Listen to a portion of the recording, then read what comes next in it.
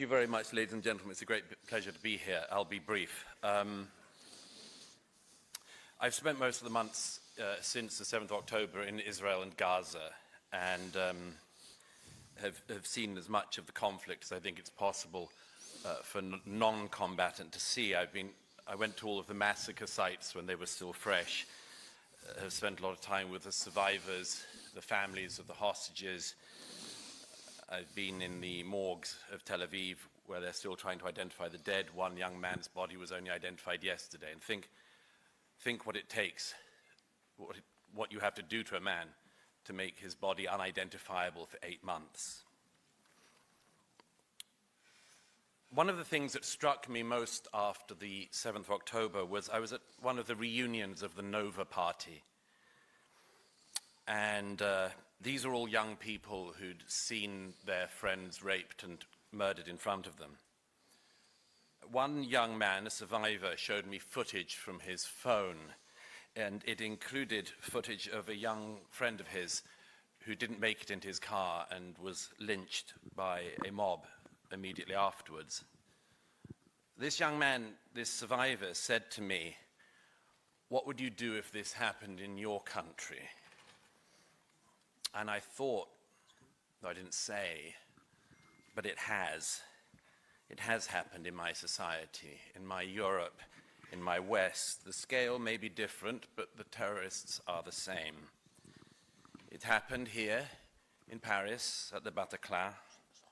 It happened in Manchester, where 22 young girls were blown up for the crime of going to a pop concert. It happened at the Pulse nightclub in Orlando. The scale was different, but the perpetrators are all the same. They're always the same people who, whether in Toulouse or Port de Vincennes, Copenhagen or Mumbai, can never restrain themselves from targeting the Jews. Yet the sympathy of so many people here in Europe since the 7th has not been on the side of the victims, but on the side of the perpetrators. Too many people mistake the victim for the oppressor, the underdog for the overdog, and those who fight terrorism with those who dream of it and bring up their children to love it from the cradle. Consider this. In every European capital, as well as in America, photographs of the Israeli hostages still in captivity by Hamas have been put up. And in every city outside of Israel, they have been torn down. Think about that for a moment. If someone in London or Paris loses their dog, they will put up a poster asking people to help find them. And if even one person in our society went around tearing down such a poster, we would ask what had happened in our society.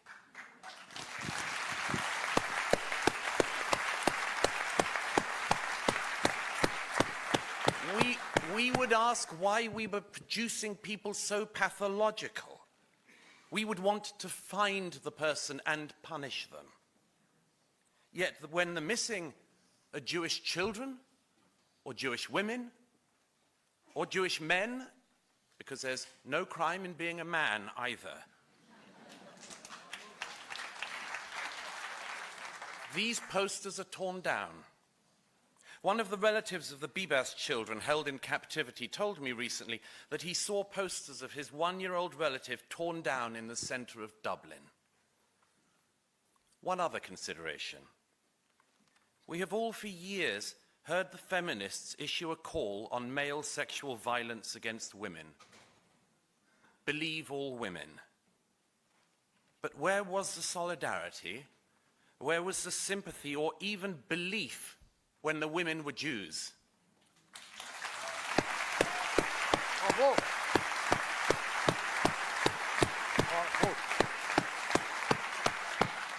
The belief evaporates.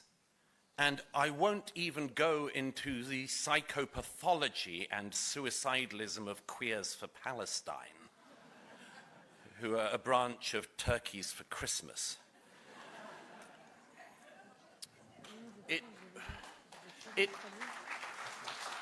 It was Hamas that started this war, yet much of the world has forgotten this. They've been fooled by Hamas propaganda into imagining that Israel is the aggressor. Having seen this war up close, I can tell you with 100% certainty that the war would be over tomorrow, not just if Hamas returned the Jewish hostages, but if the Palestinians in Gaza brought up their children not to hate but to love.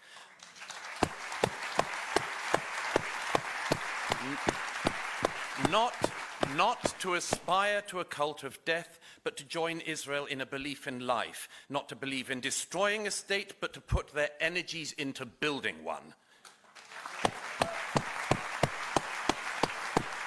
Now, each era has its anti-Semitism. Anti-Semitism is famously a shape-shifting virus. Sometimes in the past, people hated Jews for their religion.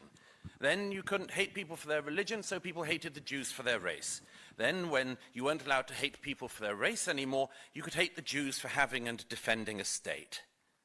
This is the eternal challenge for the Jewish people. Gregor von Retzori, among others, showed us this. It's their challenge to be hated for being poor and for being rich. For being integrated and for not integrating. For being stateless, remember, rootless cosmopolitans, and also to be hated for having a state. But this is not only a challenge for the Jews, it's a challenge for all of us. As Vasily Grossman wrote in the dead center of his masterpiece, Life and Fate, and I quote, "Anti-Semitism is always a means rather than an end. It is a measure of the contradictions yet to be resolved. It is a mirror for the failings of individuals, social structures, and state systems. Tell me what you accuse the Jews of. I'll tell you what you're guilty of." Bravo.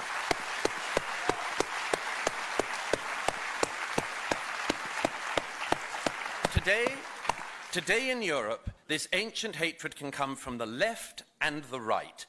We have to be alert to it and stand up to it whichever direction it comes from. Because among much else, everybody knows that anti-Semitism is an early warning sign. When a society starts to indulge in this lurid, paranoid fantasy, every other hatred comes next. We in Europe have a special debt to history and memory, and a special debt to the Jews. And not just because of what they suffered on our continent, but because of the richness of culture, learning, and faith that Jews have brought to our civilization. I say this at my most frank and deepest, at the deepest theological and philosophical levels. Our civilization could not exist without the Jewish people. But I want to end with one piece of good news. While much of Europe and the West, from the left, from the right, from the religious to the atheists, are indulging in this ancient hatred, Israel is showing another way. It's showing how Arab, Jew, Druze, Muslim, Christians, and others can live together and fight together. In recent months, I've met heroic Muslim doctors on the front line, heroic Druze fighters, among many others in Israel. As one brave young Druze fighter said to me recently, "I think Hamas hate us even more than they hate the Jews."